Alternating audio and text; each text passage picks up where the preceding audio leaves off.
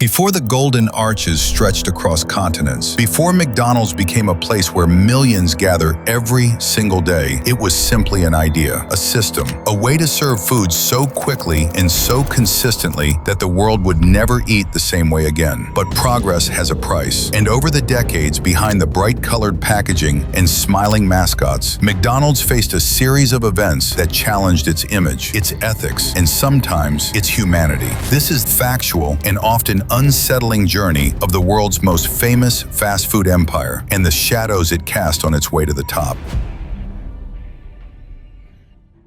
San Bernardino, California, 1948. A warm evening, the sun settling behind the desert hills, and a small drive-in restaurant glowing beneath the neon lights. Richard and Maurice McDonald, the brothers behind the name, believed they had created something revolutionary. A restaurant stripped to its essentials, where speed mattered more than atmosphere. A place where a customer could walk in, order, and walk out with a meal in seconds. They didn't know it then, but someone else had been watching them. Someone who saw the potential not of a restaurant, but of an empire. Ray Kroc arrived as a salesman, a man in his early 50s who had spent decades chasing opportunities that slipped through his fingers. When he saw the McDonald brothers' operation, he didn't see burgers or fries. He saw a system, a machine disguised as a kitchen. He convinced the brothers to let him franchise their concept. But the contract he negotiated, and later maneuvered around, would reshape every aspect of their lives. Over the years, their relationship deteriorated. Kroc pushed harder, expanded faster, and demanded more control than the brothers ever intended to give. In 1961, he bought them out. The brothers walked away with a sum that seemed life-changing, but in the end, it was a fraction of what the brand would become worth. And the handshake royalty promise, the one the brothers believed would secure their future, never appeared in writing, and it never came. Their original restaurant was demolished. Their name remained, but their legacy faded from the corporation's carefully polished history. McDonald's wasn't built on burgers. It was built on control and on the determination of one man to own not just a business model, but every aspect of the story itself. In the 1960s and 70s, McDonald's became something entirely new. Not just a restaurant, but a system replicated with mathematical precision. A global machine where every movement, every shift, every second had a purpose. The company's internal culture demanded perfection, or something close to it. Franchisees entered contracts that required strict obedience. The burgers had to look the same, taste the same, be cooked the same, anywhere, anytime. But beneath the uniformity, many franchise owners discovered how little control they truly had. If a store failed, it was their failure. If it succeeded, it was McDonald's success. Investigations and lawsuits over the decades revealed how intensely the corporation protected its image and operations. Franchisees who resisted changes or questioned terms often found themselves isolated. Some fought back legally, but the power dynamic rarely favored the individual. McDonald's had become a perfect machine, but in every machine, something or someone pays the cost of efficiency. By the late 20th century, McDonald's had become inseparable from American culture and from global eating habits. But this influence brought scrutiny. Scientists, governments, health organizations, and investigative journalists began asking the same question: what exactly are we eating? The answers arrived in waves. In the 1990s and early 2000s, McDonald's largest meals contained more calories than many adults needed in an entire day.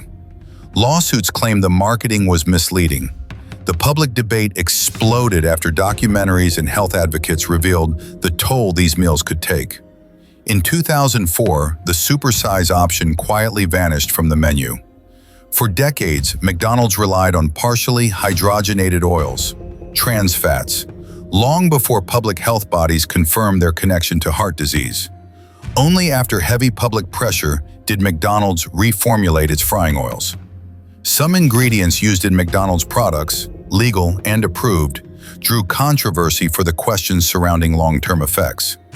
Preservatives, flavor enhancers, and stabilizers became the focus of nutritionists and parents alike. In 2012, public outrage erupted when it was revealed that one of McDonald's beef fillers had been treated with ammonium hydroxide, a process approved for safety yet disturbing to many consumers. Within months, the company discontinued its use. None of these ingredients were hidden. They were listed, disclosed, and approved. But again and again, changes came only after public pressure became impossible to ignore. The world's most famous fast food chain was adapting, but always in response to forces outside its walls, not from within. Behind the counter, the pace never stops. Orders firing from screens, fryers hissing, timers beeping. Millions of workers have passed through McDonald's kitchens, many of them young, many earning the lowest wages legally allowed. But as the chain grew, so did the number of workers who spoke out about what was happening behind closed doors. Across the United States, employees filed claims of unpaid wages, forced off-the-clock work, and denied breaks. Over 1,000 complaints, lawsuits, and investigations accumulated over the years. Some resulted in settlements, others forced policy changes. Workers frequently reported burns from hot oil, understaffed shifts, and intense pressure to keep up with demand. Health and safety agencies documented recurring issues in many locations. As labor movements gained momentum, McDonald's corporate leadership pushed back, using legal and political avenues to maintain the structure it had built, one that kept labor costs as low as possible. Multiple lawsuits across several countries revealed allegations of discriminatory or hostile workplace environments. In 2020, two former executives filed a high-profile lawsuit alleging systemic problems within the company culture. While McDonald's publicly promised reforms, the stories from workers worldwide painted a consistent picture, one where the speed and efficiency customers admired came at a human cost rarely seen from the outside. Few companies have influenced childhood culture the way McDonald's has. Happy Meals, bright toys, colorful characters, a strategy as brilliant as it was controversial. Health advocates and pediatricians spent decades arguing that marketing fast food directly to children blurred ethical lines. They pointed to research showing how deeply mascots and branding affected young minds. Ronald McDonald became one of the most recognized characters in the world. But as childhood obesity became a global issue, the mascot also became a symbol of a growing ethical debate. In the 2000s, Ronald slowly receded from public campaigns after increasing criticism from health groups. During the 1990s and early 2000s, McDonald's logos appeared in cafeterias, vending machines, and even educational materials. Parents and educators questioned whether a corporation selling high-calorie food should have such a presence in public schools. In 2010, advocacy groups sued McDonald's for using toys to attract children to unhealthy meals.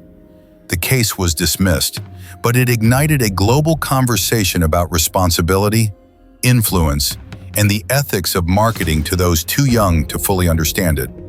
The golden arches were everywhere, not just in cities and streets, but in childhood memories. And memories, once formed, are difficult to erase. Every piece of packaging, every shipment, every acre of land tied to beef production. McDonald's scale is unlike any other restaurant chain, and its environmental footprint reflects that. In the 1980s, McDonald's faced mounting criticism for its use of polystyrene containers, items that took centuries to break down.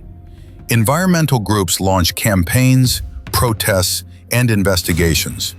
In 1990, after years of pressure, the company abandoned its iconic foam clamshells.